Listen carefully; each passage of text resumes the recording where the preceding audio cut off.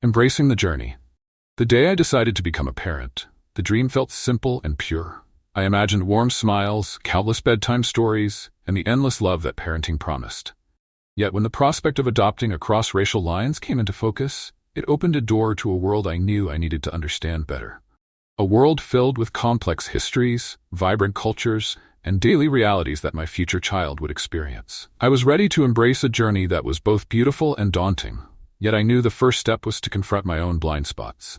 In this chapter, we explore what it means to parent across racial divides. We'll start by acknowledging a simple but profound truth. Love, while powerful, is not enough. It must be accompanied by education, understanding, and action. My child, a beautiful tapestry of ancestry and resilience, would need more from me than the simple assurance of love. They would need me to be aware, vigilant, and proactive in a world that often doesn't see all children the same way. Before entering the story, please subscribe to help TMI Stories reach 1,000 subscribers. Acknowledging where we begin. I remember standing in line at the grocery store, holding the adoption application in one hand and my groceries in the other. The cashier asked, "What's that?" I explained it briefly, and she nodded with a polite smile.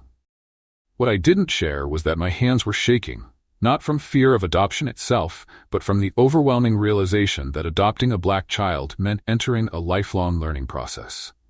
It would be a commitment to constantly unlearn and relearn my assumptions about the world. Our journeys as adoptive parents begin with this willingness to admit what we do not know. It's a vulnerable and at times painful process, but it's also an exhilarating one. What I came to understand early on was that this commitment to learning would be the greatest act of love I could offer. Conversations that prepare us. You have to be ready for the questions, my friend Nina, a Black mother of 2, told me over coffee one day. Her kids had just run off to play in the nearby park. Questions from people who don't know better, and some from people who should.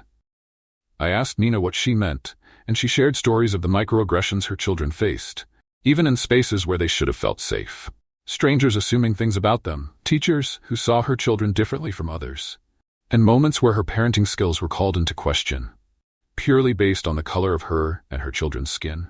Our talk was a wake-up call, one that filled me with an urgency to equip myself.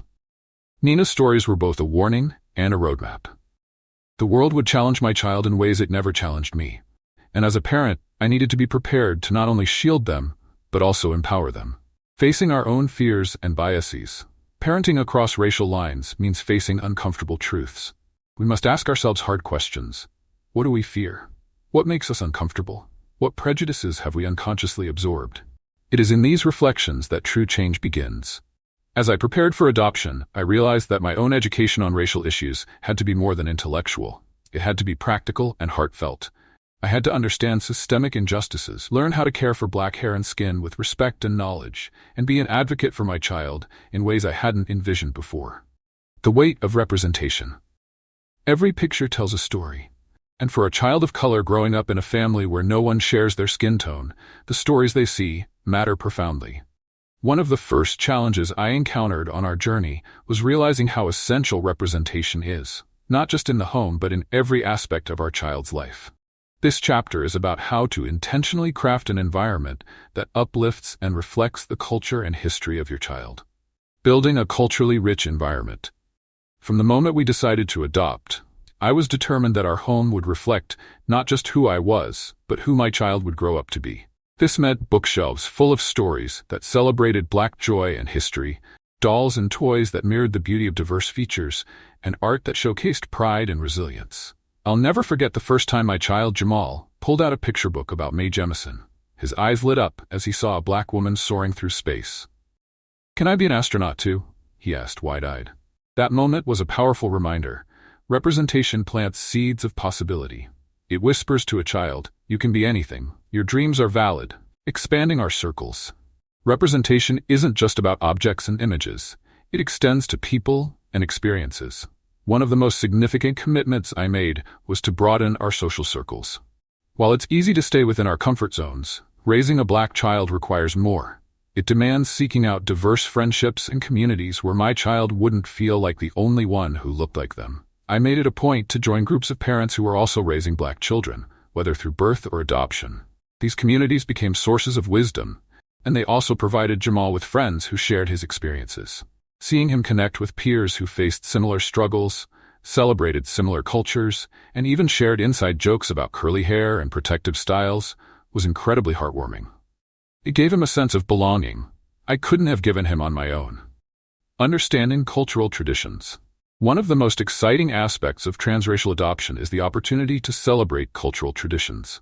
For our family, this meant learning about and honoring Juneteenth, cooking soul food, and even making sure Jamal learned traditional dances from a local cultural group. But it also required humility, understanding that I was learning as a guest in a space that was ancestral and sacred to my child. There were moments of learning, and yes, moments of messing up. Like the time I tried to make collard greens and accidentally used the wrong seasoning, or the time I didn't understand the significance of kente cloth and had to be gently corrected. Yet each mistake was a chance to grow, to laugh at myself, and to recommit to doing better. It's easy to get caught up in the weight of challenges and obstacles, but it is equally important to center Black joy. For too long, the narratives surrounding Black experiences have focused solely on pain and struggle. As parents, we have the power to celebrate the beauty, creativity, and brilliance that Black culture radiates. For Jamal, this meant trips to Black-owned businesses, afternoons dancing to Afrobeats in the living room, and celebrating Black heroes not only during Black History Month, but all year long. It meant amplifying stories of love, art, and innovation so that his identity was associated with hope and pride, not solely with survival. Hair, skin, and pride. When we think about what makes our children feel loved and seen, the small things often carry the most weight. For Black children, hair and skincare are more than matters of routine hygiene. They are acts of love, pride, and culture. Understanding this as a parent who doesn't share that heritage can be daunting at first, but it is also an opportunity for deep connection and reverence. This chapter focuses on the significance of embracing hair and skincare as part of the journey toward understanding and honoring your child's identity. The first hair lesson. I'll never forget the day I realized how much I didn't know about Black hair care. Jamal came home from school with a worried look on his face. "Mom, the kids were talking about my hair today," he mumbled. It was a hard moment for both of us, one that propelled me into action. I didn't want my ignorance to be a reason for Jamal to feel isolated or less than. So I did what any determined parent would do. I sought out the experts. Learning how to care for Jamal's hair became a beautiful journey. I remember the first time I sat in the salon, notebook in hand, as the hairstylist explained to me the importance of moisture, protective styles, and using a satin pillowcase. She also shared stories about how Black hair has been a canvas for self-expression and a symbol of resilience through generations. I began to realize that hair wasn't just hair. It was history, identity, and culture woven into beautiful strands. The beauty of protective styles. Protective styles, from braids to twists, aren't just about aesthetics. They're about protecting the hair from damage and embracing cultural heritage. Jamal, who always seemed to sit a little taller in the chair when getting his hair braided, loved the experience of feeling pampered. Watching him admire himself in the mirror afterward was a profound reminder of the power of these traditions. However, I learned there was more to it. People, even strangers, would sometimes make comments or try to touch his hair, and it was my responsibility to teach Jamal how to navigate these encounters. We practiced how to firmly but kindly assert his boundaries, and I reminded him that his hair was his to celebrate, not for others to commodify or make exotic. Skincare that shines beyond hair. Taking care of Jamal's skin was another important lesson. Darker skin tones are prone to dryness and need thoughtful care to stay healthy and radiant. I learned to swap out basic lotions for rich butters and oils, making sure to check ingredient labels with a level of scrutiny I hadn't known before. We turned skincare into a family ritual. Each morning we'd apply moisturizing creams and sunscreen. Yes, Black skin needs sun protection too, while singing silly songs to make the process more fun. These moments, though seemingly mundane, became special. They were acts of intentionality, showing Jamal that he was valued and cherished in his entirety. Learning and unlearning. There was a lot I had to unlearn too. Media and societal standards had shaped my understanding of beauty, often centering whiteness and disregarding the beauty of natural curls, coils, and darker skin tones. As I immersed myself in learning from Black authors, stylists, and friends, I came to realize how important it was to challenge these outdated and oppressive narratives. Our family became vocal about celebrating natural beauty. We made it a point to seek out media that celebrated Black features in all their glory and attended community events where natural hair and black culture were uplifted. Each of these experiences reinforced the idea that Jamal's appearance was something to be proud of, a canvas of ancestral stories that deserved celebration. Navigating conversations about race. Race is not just an abstract concept, it's a lived experience that influences the way people are treated, understood, and seen in the world. As a parent of a black child, understanding how to have these important and sometimes painful conversations about race is critical. This chapter addresses the challenges, fears, and opportunities that arise when discussing race and equips parents with tools to prepare their children for the world. Why we can't be colorblind. One of the first realizations I had as a white parent was the inadequacy of the colorblind approach. Well-meaning people often say, "I don't see color." But this ignores the very real ways in which race affects people's lives. In conversations with friends and mentors, I learned that denying the existence of race denies the realities of discrimination, bias, and the rich cultural identities tied to it. I vividly remember a moment at a family gathering when a relative made a comment about all lives matter. Jamal's ears perked up and his big brown eyes turned to me, silently asking how I'd respond. It was a test of everything I'd been learning. I took a breath and explained that while all lives do matter, the Black Lives Matter movement specifically highlights how black people face disproportionate levels of violence and discrimination. It wasn't a perfect explanation, but it was a beginning. This is where the work starts, embracing race as a part of our conversations rather than shying away from it. Age-appropriate discussions. Understanding when and how to talk about race depends on the child's age and level of comprehension. For younger children, it's about simple yet honest discussions. I would use examples they could grasp, like different shades of crayons or characters in books, to illustrate diversity. For older kids, the conversations naturally became more nuanced and included current events and history. One evening, Jamal asked, "Why did Martin Luther King have to fight so hard for people to be treated fairly?" I realized how important it was to discuss the past, without sugarcoating it, but also without overwhelming him with the weight of it all. We talked about how change happens when people come together and stand up for what's right, but I also made sure he understood that there was still work to be done. Teaching resilience and pride. The reality is that there will be moments when our children will face racism, both subtle and overt. Preparing Jamal meant equipping him with confidence and a sense of pride in his heritage, while also teaching him how to handle difficult situations. This involved role-playing scenarios where he could practice standing up for himself and asserting his dignity. But it wasn't just about defense. It was about instilling a proactive sense of pride. We regularly explored the achievements of black inventors, scientists, artists, and activists, celebrating a heritage that is rich with triumph and brilliance. Jamal would often smile when we did these activities, feeling seen and validated. The importance of listening. Perhaps the hardest but most critical lesson for me as a parent was learning to listen deeply. Sometimes Jamal didn't want solutions or explanations. He just needed someone to hear him. One night after a particularly tough day at school, he broke down and said, "Why do people have to be so mean about my skin?" My heart broke, and every fiber of me wanted to fix it. Instead, I sat down, took his hand, and just listened. We cried together, and in that moment he knew he wasn't alone. Listening is a radical act of love. It teaches children that their experiences and emotions are valid, that their stories matter, and that we, as parents, are committed to understanding their world. If you're curious about what is going to happen, comment number 1, now I will continue the story. Advocating for your child. Being a parent of a black child means more than providing love and comfort. It also requires becoming an advocate in settings that may not always be welcoming or fair. From classrooms to medical offices to community spaces, advocacy is an essential part of ensuring your child's well-being. This chapter delves into how to effectively and confidently advocate for your child, even when it feels uncomfortable or intimidating.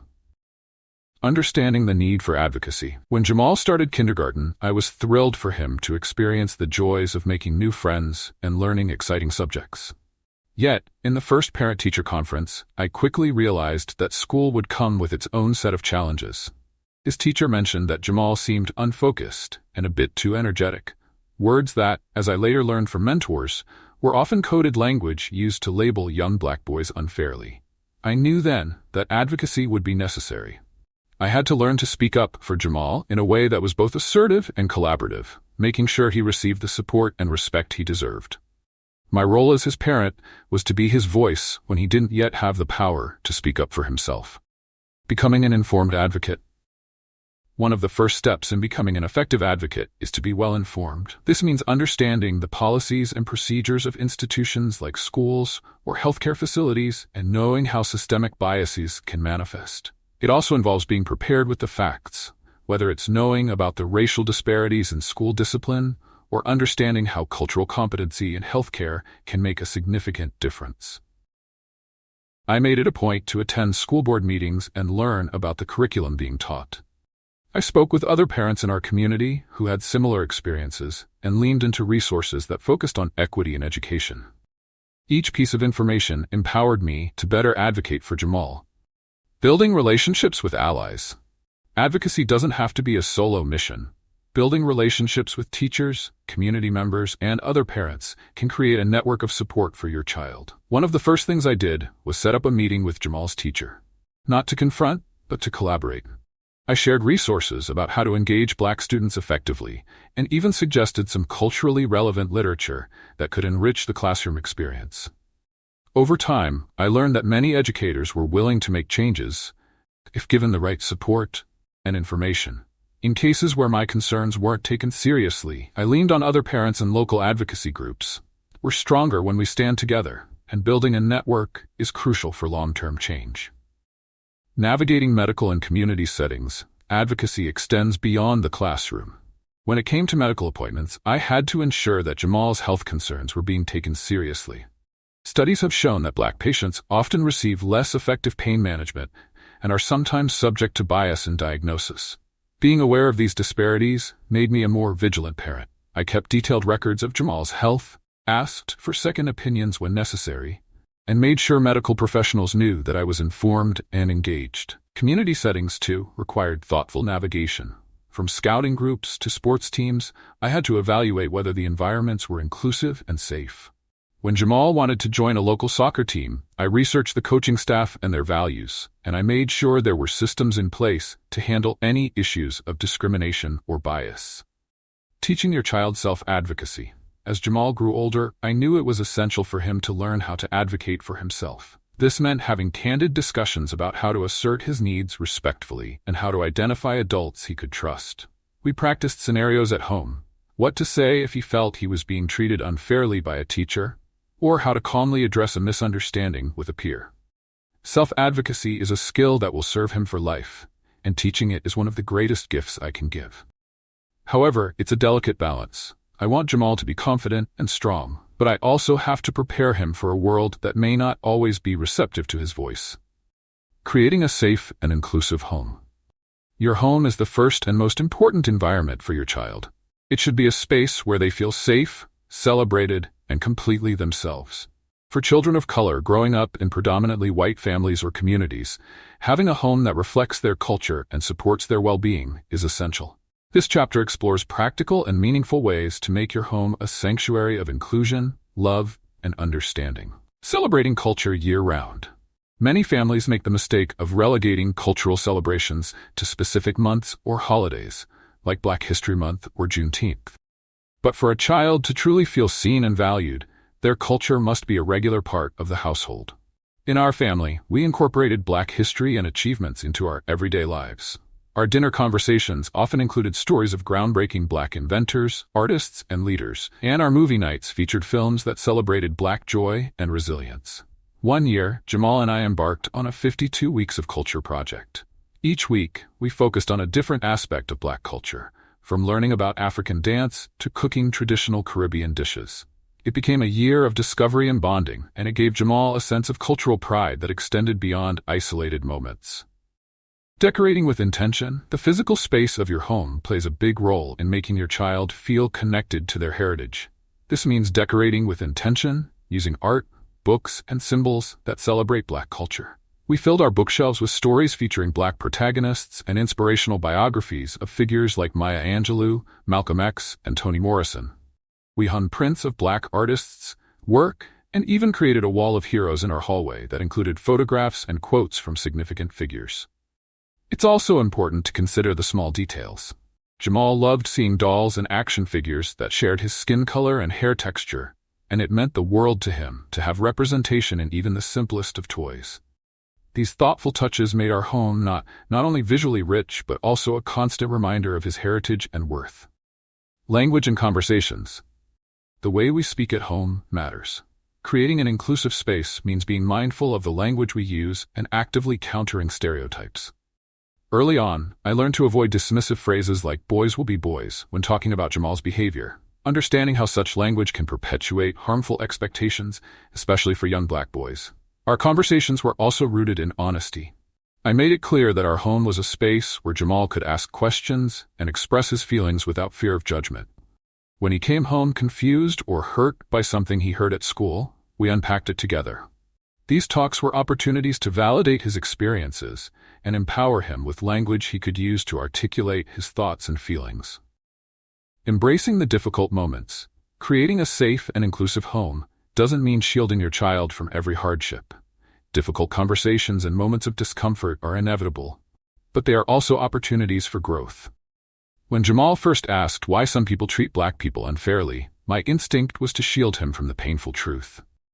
Yet I realized that honesty, delivered in a way he could understand, was the most loving approach. We discussed history and systemic racism in ways that honored the truth while also highlighting the resilience of black communities. We also talked about the power of allies and the importance of using our voices to stand up for what's right. These conversations helped Jamal feel equipped to face the world, knowing that he had a strong foundation of support and knowledge. Welcoming cultural mentors. One of the most valuable things we did was welcome cultural mentors into our home and our lives. Whether it was inviting friends from diverse backgrounds over for dinner or enrolling Jamal in programs led by black community leaders, having role models who looked like him and could share their own experiences was transformative. It reminded him that his identity was part of a larger community and history, full of people who had walked similar paths and achieved great things. Navigating friendships and community spaces. Raising a black child in a world that may not always be inclusive requires teaching them not only how to navigate friendships, but also how to thrive in various community spaces. This chapter addresses the joys and challenges of helping your child build healthy, supportive relationships and ensuring they feel a sense of belonging in diverse environments. Teaching your child to identify true friendship. One of the most significant gifts we can give our children is the understanding of what genuine friendship looks like. For Jamal, building relationships meant learning to distinguish between friends who celebrated him and those who might only tolerate him. I wanted him to know that true friends would respect his identity, stand by him during difficult moments, and treat him with the same kindness they expected in return. We often role-played scenarios where Jamal had to decide whether someone's actions were those of a true friend. For example, we practiced responses for when a peer made a racially insensitive comment, whether unintentionally or otherwise. It was important for him to understand that it was okay to speak up and set boundaries, and that true friends would listen and learn, not get defensive. Finding and creating inclusive spaces. Part of raising a child to feel valued is ensuring they spend time in environments where they can thrive. This sometimes meant seeking out new spaces that were more inclusive or advocating for change within the ones we already belonged to. When Jamal wanted to join a local youth sports league, we did our homework. We researched the coaches and talked to other parents to ensure that the league had a track record of inclusivity. There were also times when we had to be proactive in creating spaces that didn't yet exist. For example, when our local community center didn't offer cultural programming that represented diverse backgrounds, a group of parents and I worked together to organize events that celebrated various heritages. We hosted cultural fairs, storytelling nights, and art workshops that not only enriched our children's understanding of the world, but also fostered a sense of belonging. Equipping your child for the challenges.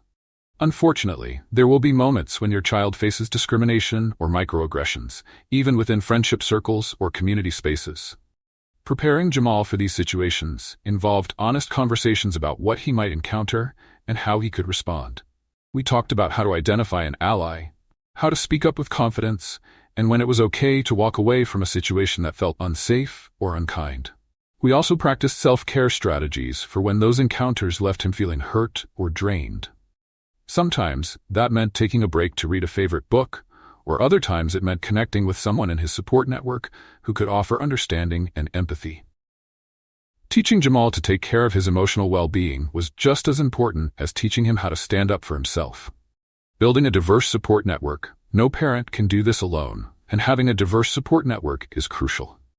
This network might include other families who have experience raising Black children, mentors who can offer wisdom, or professionals like counselors who understand the unique challenges of transracial adoption. These people became not only our allies, but also Jamal's extended family. One of the most rewarding aspects of this journey was seeing Jamal form connections with people from all walks of life. He joined a book club run by a local Black-owned bookstore where he met other children who shared his love for stories. He also bonded with an older mentor who taught him about the rich history of Black activism in our city. These relationships were invaluable, offering him a sense of community that our immediate family couldn't fully provide on our own. Encouraging cultural curiosity in friends. Sometimes, Jamal's friends were curious about his culture in a way that was genuine and respectful. We saw these moments as opportunities for learning and connection. Jamal loved sharing stories about traditional meals his grandmother made or explaining the meaning behind a piece of cultural art in our home. Encouraging this cultural exchange not only made Jamal feel proud, but also helped his friends become more empathetic and aware. Yet, we also made it clear that Jamal was not responsible for educating everyone about his culture or justifying his experiences. It was a balance between fostering understanding and ensuring he felt free to set boundaries when needed. The power of storytelling and representation. Stories shape our understanding of the world and our place in it. They inspire, educate, and connect us across experiences and cultures.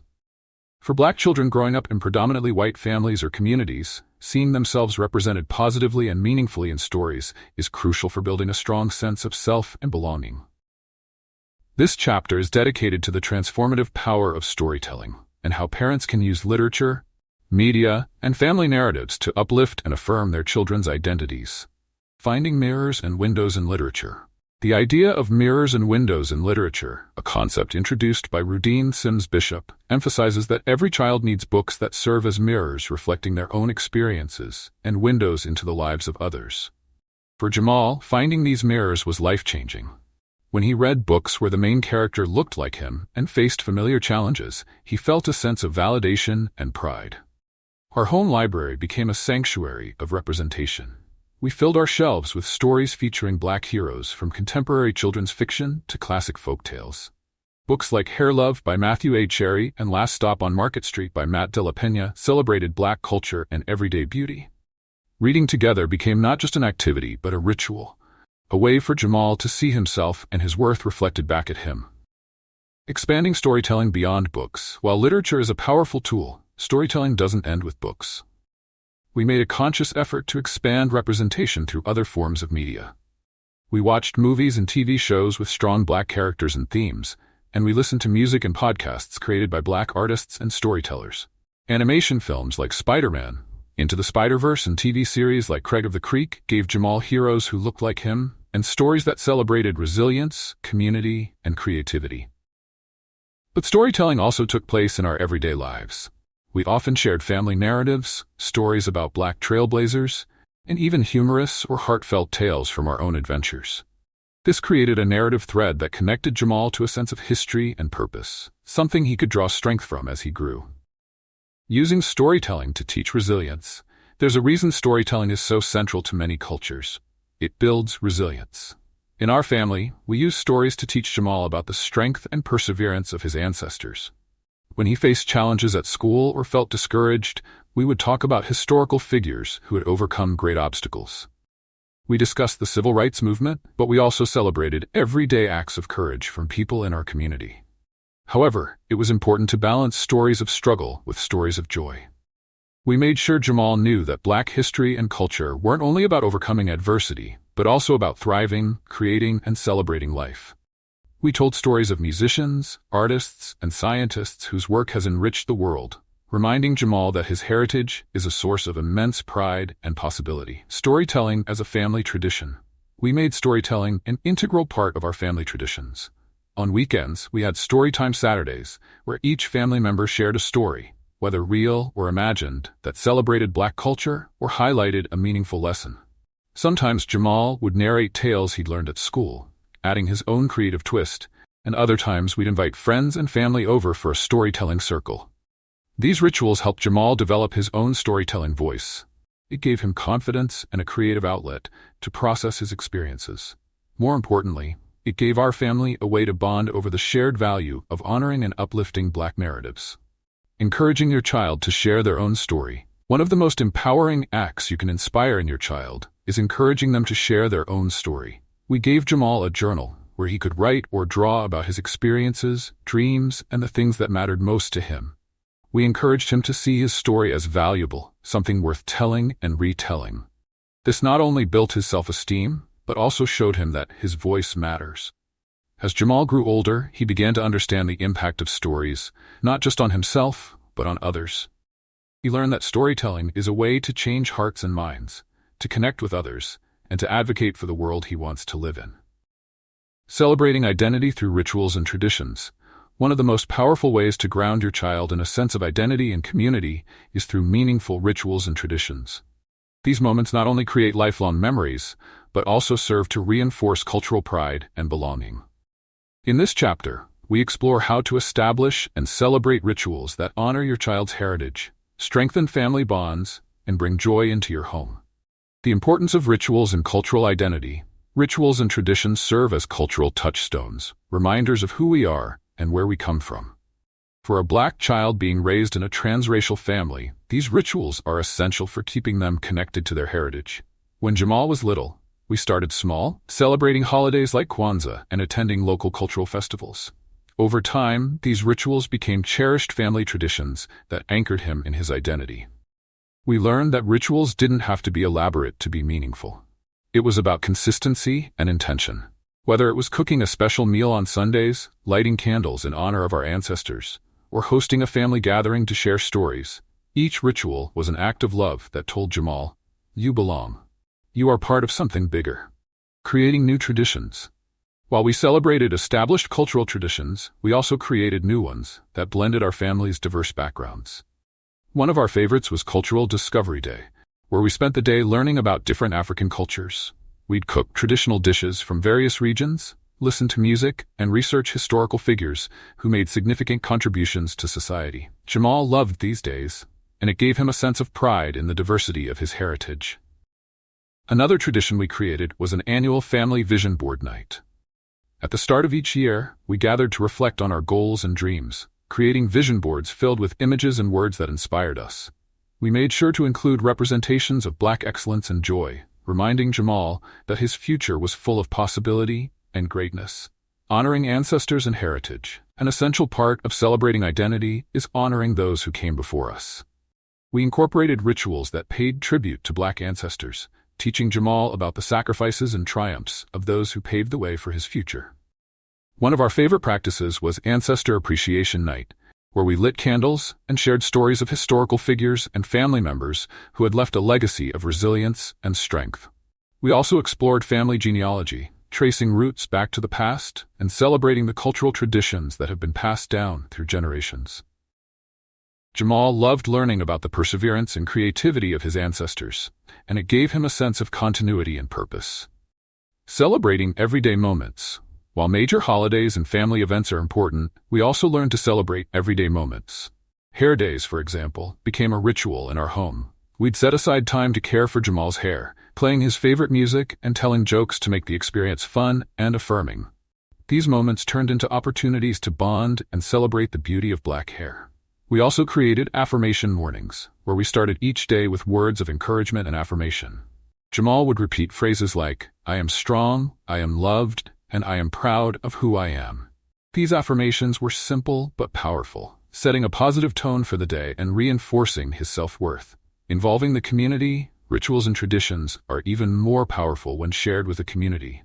We made it a point to attend local events that celebrated Black culture, from parades and art exhibits to spoken word nights and community cleanup initiatives. Jamal thrived in these environments, surrounded by people who understood and celebrated his identity. These experiences not only strengthened our family bond, but also connected us to a broader support network. We also invited friends and neighbors to join in our celebrations. This helped build bridges between different cultures and made our traditions more vibrant. Sharing our rituals with others created a sense of unity and showed Jamal the beauty of cultural exchange. Addressing racial bias in institutions. The world is a complex place, and as parents of Black children, it's crucial to understand how racial bias can impact every aspect of your child's life. From schools to healthcare systems to the everyday spaces we navigate, institutions often carry implicit biases that can shape the way your child is treated. This chapter delves into recognizing these biases, understanding how they manifest, and most importantly, equipping yourself to advocate effectively. Understanding systemic bias in education. Schools are often where children first encounter institutional bias. Studies have shown that Black children, particularly boys, are disproportionately disciplined compared to their white peers for similar behaviors. Bias can also manifest in the way teachers assess intelligence and potential, leading to disparities in academic opportunities. When Jamal started school, I noticed subtle patterns that raised concerns. He was often labeled as disruptive or distracted, while his white classmates exhibiting the same behaviors were called energetic or curious.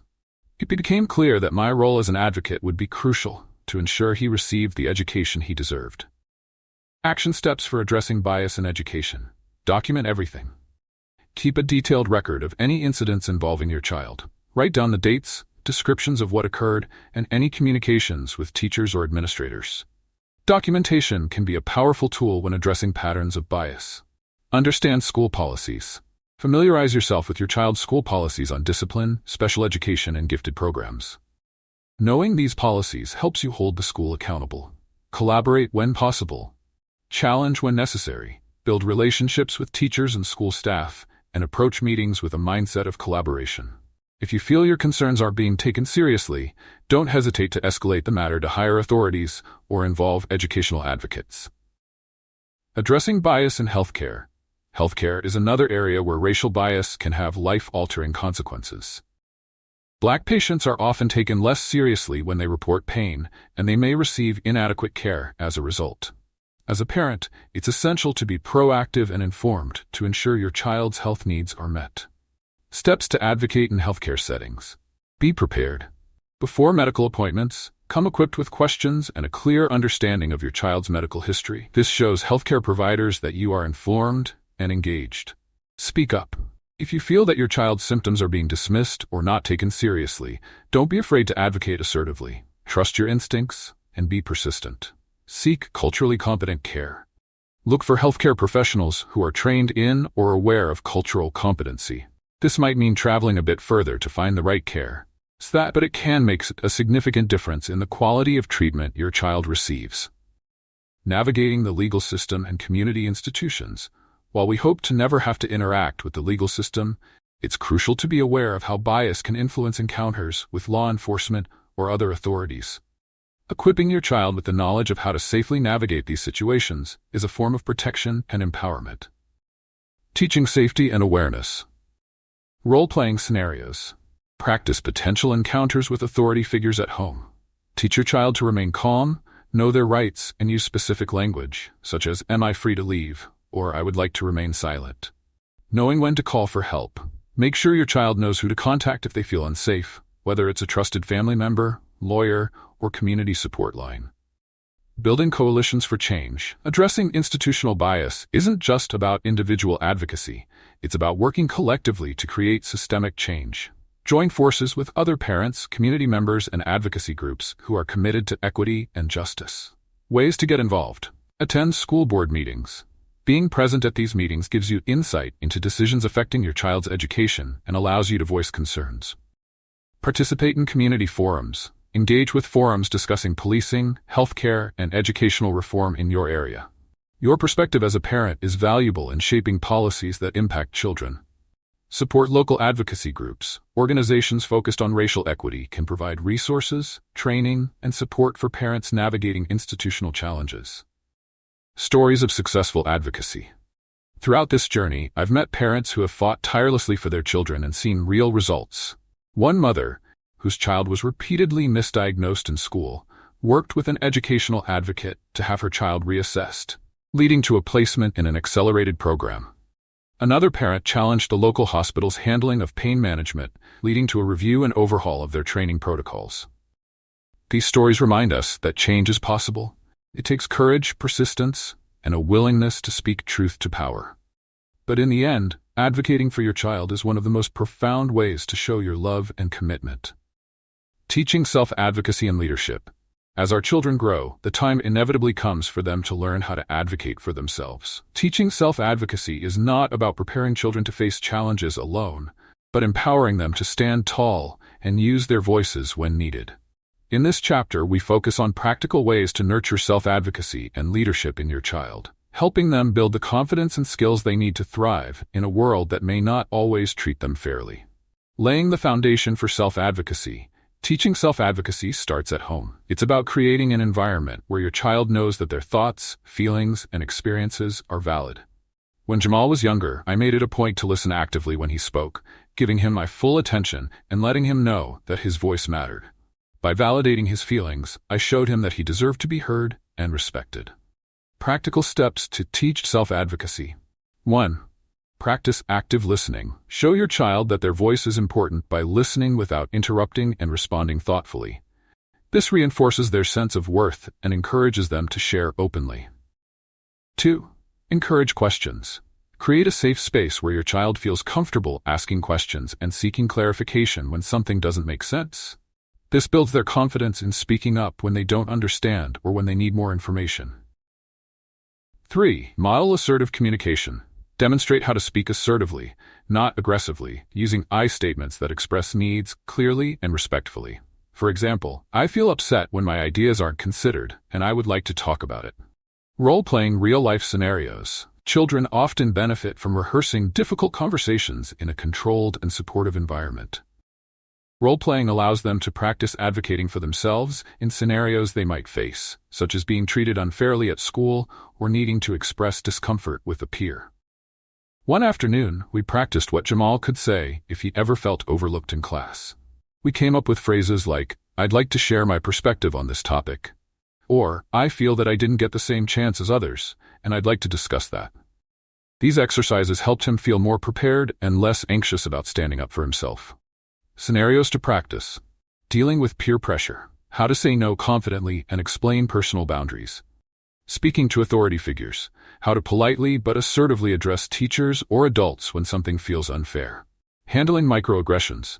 Practicing responses to subtle or overt discriminatory remarks, both in terms of calling out the behavior and protecting one's well-being. Encouraging leadership through community involvement. Fostering leadership is about more than preparing your child to be a strong individual. It's also about teaching them to uplift and inspire others. Community involvement is a powerful way to do this. Jamal joined a youth group focused on social justice, where he participated in community service projects and learned how to organize events. Seeing his peers work together to make a difference inspired him to take initiative and dream bigger. Ways to encourage leadership.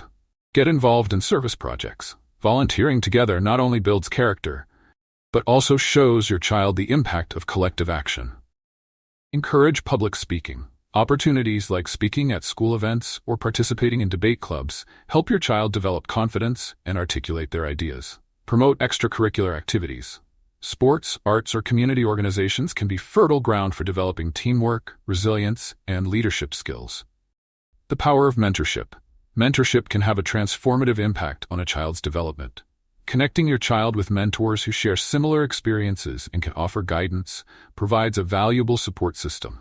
We sought out Black mentors for Jamal, individuals who understood his experiences and could provide wisdom and encouragement. These mentors not only offered practical advice, but also showed him what was possible, helping him envision a future full of opportunity. Finding the right mentors. Community programs. Many cities have mentorship programs tailored to young people of color.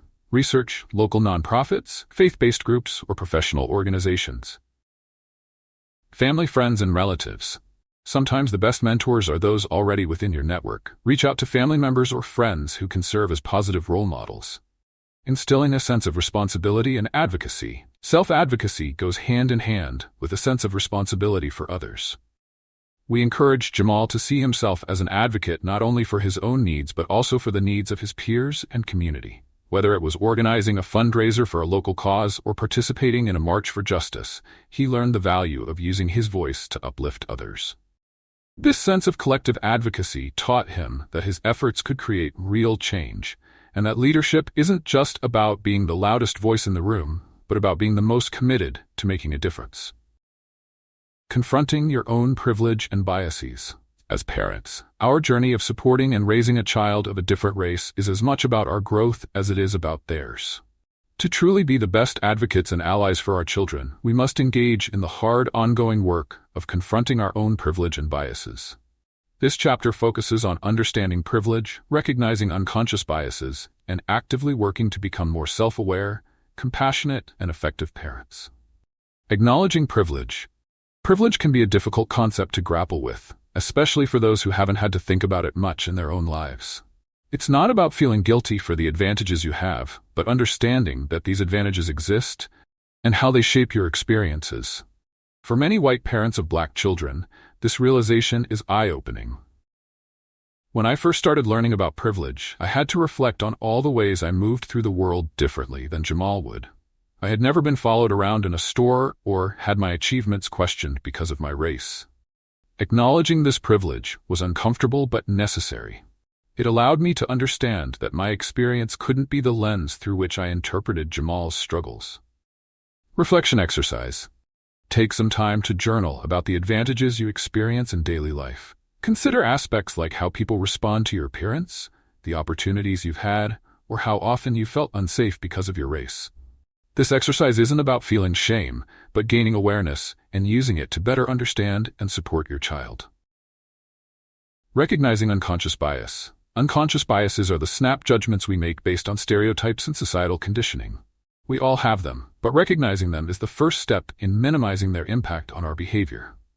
These biases can show up in subtle ways, like assuming certain activities are more appropriate for white children or feeling anxious when entering predominantly Black spaces.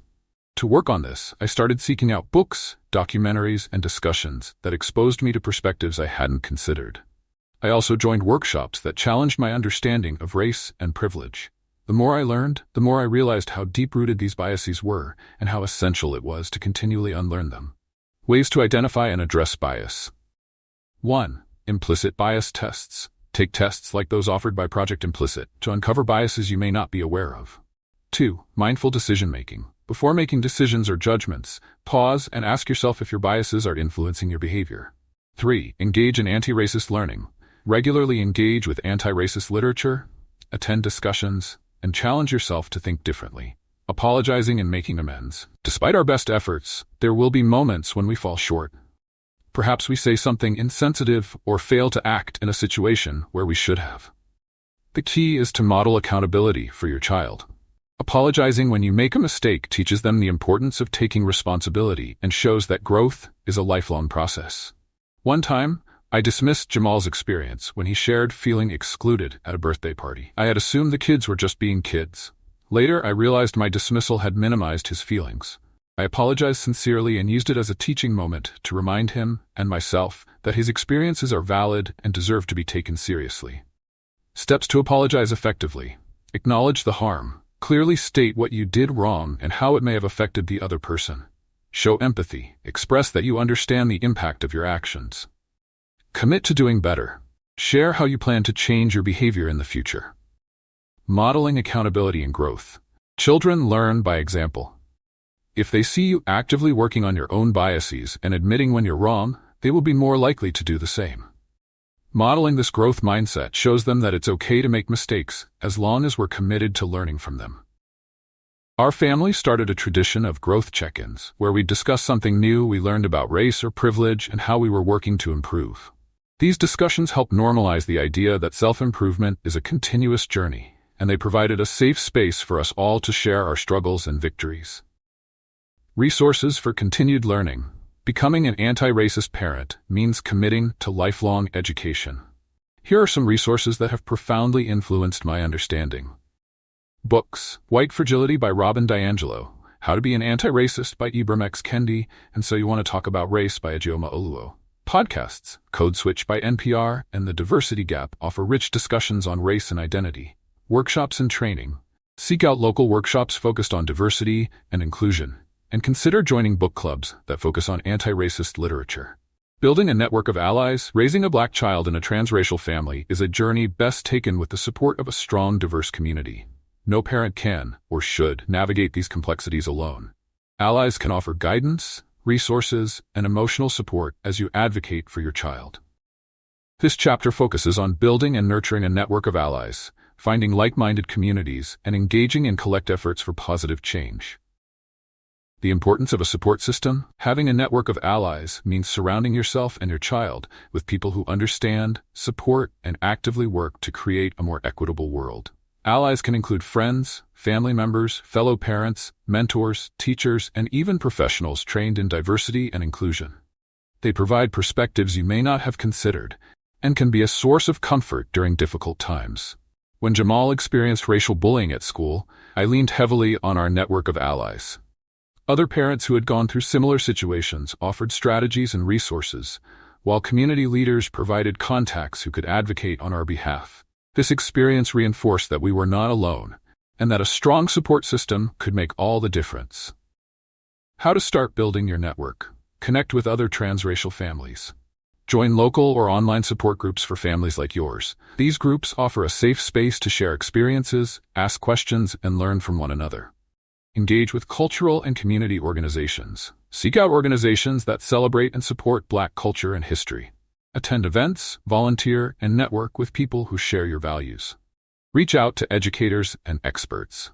Building relationships with teachers, school administrators, and child development experts can help you navigate challenges within educational settings and beyond. Finding like-minded communities. One of the most impactful things you can do is immerse yourself in diverse spaces that celebrate and understand your child's heritage. This doesn't just benefit your child, but enriches your whole family's perspective. We regularly attended community events like Black History celebrations, book readings by Black authors, and cultural festivals that showcased African art, food, and music. Each experience deepened our understanding and strengthened our bonds within the community. Where to look? Faith-based organizations. Many churches, mosques, and community centers offer culturally specific programs and can be a source of spiritual and emotional support. Local activist groups. Joining groups dedicated to social justice allows you to work towards systemic change while making connections with people who are equally passionate about equity. Cultural centers and museums. These venues often host events and programs that celebrate Black culture and can be great places to meet like-minded families. Engaging allies in your child's life. It's not enough to build a network. You also need to actively engage allies in your child's day-to-day experiences. Encourage your child's teachers to incorporate diverse voices and perspectives into their curriculum. Invite family members and friends to join you in cultural events so that they too become more aware and informed. For example, we hosted Culture Days at our home, inviting friends and family to learn about and celebrate aspects of Black culture through food, music, and storytelling. These gatherings created opportunities for important conversations and helped our wider circle understand our commitment to raising Jamal in an environment that honored his identity. Tips for involving allies. Be open and direct. Don't be afraid to share your expectations for how friends and family should support your child. This might include asking relatives to read up on racial issues or to be mindful of language that could be harmful. Create learning opportunities. Share books, articles, and documentaries with your network to help them better understand your child's experiences. Encourage open dialogue and be patient but firm in guiding these conversations. Celebrate progress. Recognize and appreciate the efforts of those in your network who are committed to learning and supporting your child. Positive reinforcement goes a long way in encouraging continued growth. Collective efforts for change. Individual advocacy is powerful, but collective action can create lasting change. Whether it's pushing for policy changes at your child's school, supporting community initiatives, or participating in local activism, working with others amplifies your impact. I learned that when we worked alongside other families to address issues of racial bias in our school district, our collective voice carried much more weight than any single voice could. Ways to engage collectively. Join school committees. Be part of groups that influence school policies, such as diversity committees or parent-teacher organizations. Advocate for inclusive practices and curriculums. Support local legislation. Stay informed about local policies that affect racial equity and lend your voice or time to support initiatives that align with your values. Organize community events. Whether it's a fundraiser for a social justice cause or a community cleanup day, Organizing events brings people together for a common purpose and strengthens your network. The ripple effect of allyship. One of the most beautiful aspects of building a network of allies is witnessing the ripple effect it creates. As people become more informed and engaged, they often go on to educate others and take action themselves. This creates a wider circle of support, not just for your child, but for the broader community. I've seen neighbors who attended one of our culture days go on to organize book clubs focused on anti-racist literature. Teachers who initially struggled with understanding their own biases became champions of inclusive education. These moments remind us that every connection, every conversation, and every act of allyship contributes to a larger movement toward equity and understanding. Healing and joy, raising a Black child in a transracial family, comes with challenges that can feel heavy and overwhelming at times. But through the struggle, there is also immense beauty, healing, and moments of deep, soul-filling joy. This chapter centers on prioritizing mental and emotional wellness for both you and your child, finding healing in community and culture, and savoring the small but powerful moments that remind us of the goodness and love in the world. Prioritizing mental and emotional wellness. The journey toward healing often begins with acknowledging the impact that racial stress and microaggressions can have on your child's mental health. Open and honest conversations about emotions are critical. We learn to make mental health care as important as physical health in our home. Therapy wasn't a last resort, but a tool for growth and self-awareness. Jamal started seeing a culturally competent therapist when he was in elementary school, and it made a world of difference. The therapist taught him coping mechanisms for handling stress and helped him process the complexities of his identity. As parents, we also committed to our own emotional well-being, learning how to process the guilt, grief, and fears that often come with raising a child in a world that isn't always kind. Self-care practices for the whole family. Mindfulness and meditation. Practicing mindfulness helped our family slow down and focus on the present. We'd have family meditation sessions where we took deep breaths, released stress, and centered our thoughts on gratitude.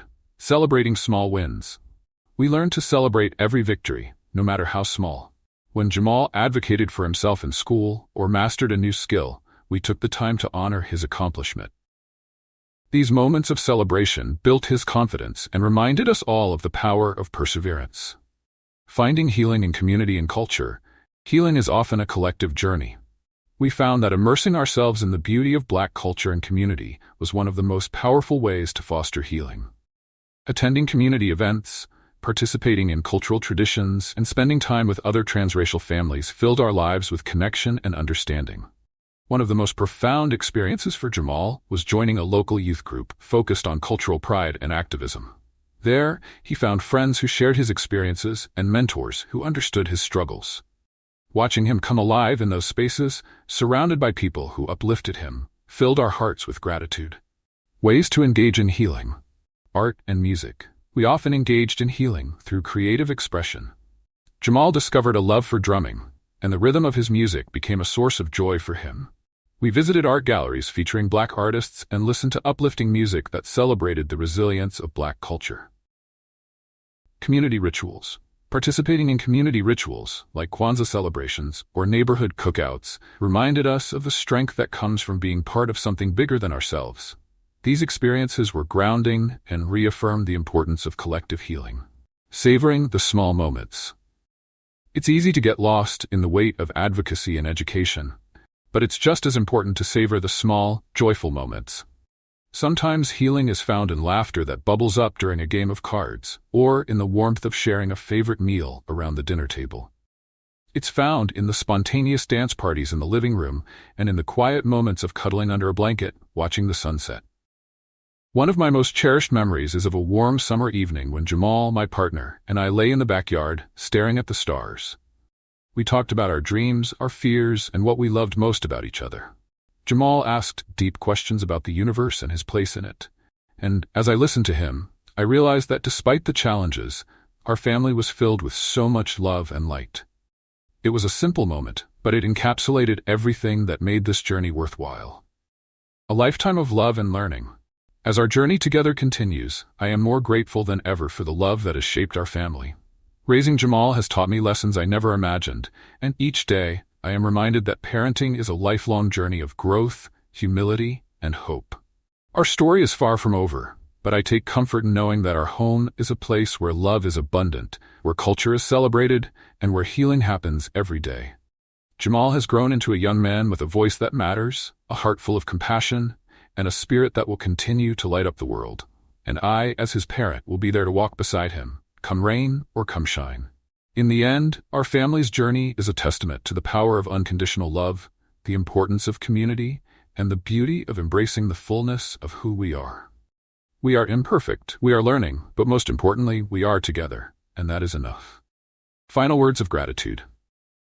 To every parent on this journey, remember that you are not alone. You are part of a tapestry of families who are working every day to raise children who feel proud of who they are. Your love, your commitment, and your willingness to learn make all the difference. Thank you for taking this journey with me. May your days be filled with healing, joy, and the deepest kind of love. Thank you for watching the story. If you find the video interesting and meaningful, please comment 0 and subscribe to the channel TMY Stories. We will bring many interesting and meaningful stories to our audience. Once again, thank you everyone for listening.